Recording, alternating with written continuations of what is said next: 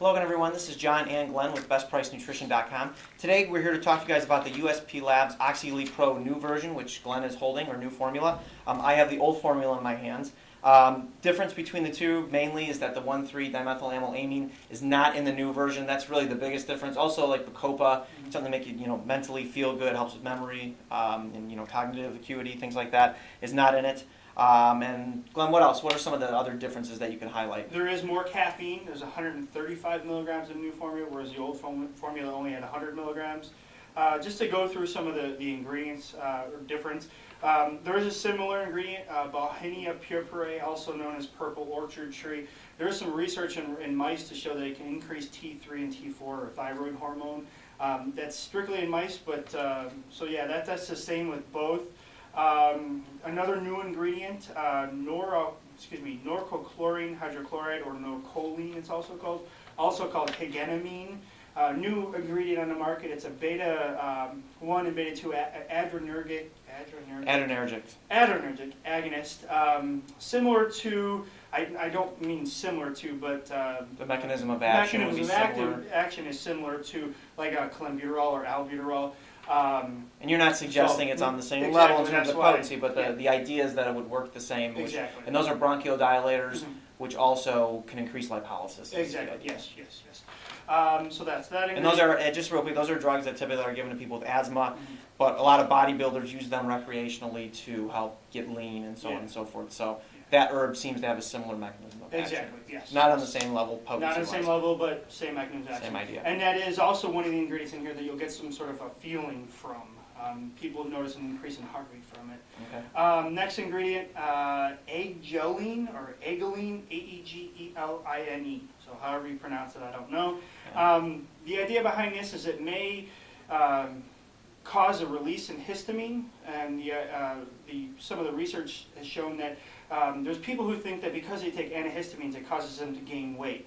But there is some research to show that histamine actually can help with controlling appetite or reducing your appetite. So there's not been a lot of documented science to say that is in true, the reason why they're gaining weight because they're taking antihistamines, but there may be some something to it, or some science to it, that histamine may help with reducing appetite, and I think that's where they're getting it with. And people typically associate histamine with their sinuses, and taking something like, say, Benadryl, which is an antihistamine, to help kind of free up and get rid of some of the inflammation in your sinuses. So they're from what I'm reading from their write-up, they're adding this ingredient to it to possibly help with controlling the appetite. And the research on that is loose. You're just saying what the purported effect is. Yeah. Okay. And that may be because the 1,3 that was in the original version did help a lot with controlling the appetite, or reducing the appetite. And then there's one called Hemerococcus fulva. In rats, it can promote lipolysis or fat burning, and specifically when combined with noradrenaline. That's where the one study that I found. It may help, again, in rats it was shown to help with increasing the mobility of fat out of the cell into the bloodstream, and then you burn it off as energy with your exercise. And that's lipolysis. Yeah. And then the last one is Yohimbe. Actually, that's a carryover from the old one. Yohimbe in both, so Yohimbe is in here. It's an alpha-2 agonist. Works. It can increase lipolysis. It also something in here that you'll get a feeling from. You may get warm. You may increase in heart rate. The alpha-2 receptor is the one that kind of inhibits lipolysis. It's it stops the process of being able to get fat in the bloodstream to be used for energy. So it is a fat burner. Some of you watching may not know it is a fat burner. That's the intended effect. Caffeine is in there, so it is stimulant-based. So taking it with another stimulant-based fat burner would not be a good idea, or maybe taking it along with your pre-workout powder, which let's just say is stimulant-based. If you want to do that, split the dose. So let's say you work out in the afternoon, take it in the morning, and then come later in the afternoon before you go to train 6-8 hours later. Then you could take your pre-workout. So one in the morning, and then go to the pre-workout, take that in the afternoon. You don't want to take them simultaneously. Unless you have just a really high tolerance to stimulants, then perhaps you can. It's not generally recommended. Side effects, as with any stimulant, if you take too much and you're sensitive to them, you can get a little bit of nervousness, jittery, stuff like that. It's just like drinking too much coffee. It's the same idea. Yeah, as far as dosing, it's the same as the original. 1 pill twice per day, separated by about 4 to 8 hours, 4 to 6 hours, somewhere in there. And don't take it too close to bed, again, and the more sensitive you are to stims.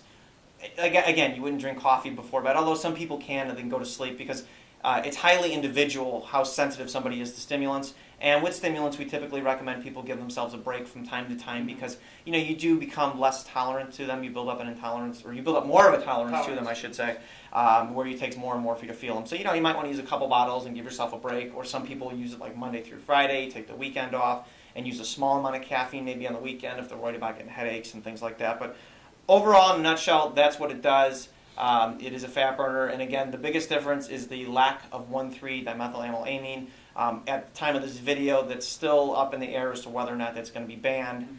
And we get a lot of questions about the safety of it. We have another video of it, and there's research still being done and things like that. So, it's plenty safe, quite frankly, but it's, bureaucracy is kind of getting in the way of things, and they have big plans for yours and mine and his life, I guess you could say. There is some carryover from the Jack Micro to this product, that norcochlorine ingredient that's in here, or the higamine, also in the Jack Micro. Yeah. So If you guys have any other questions, post them in the comments section. We're happy to answer them. Also, check us out at facebook.com/bestpricenutrition. Thanks for watching. thank you.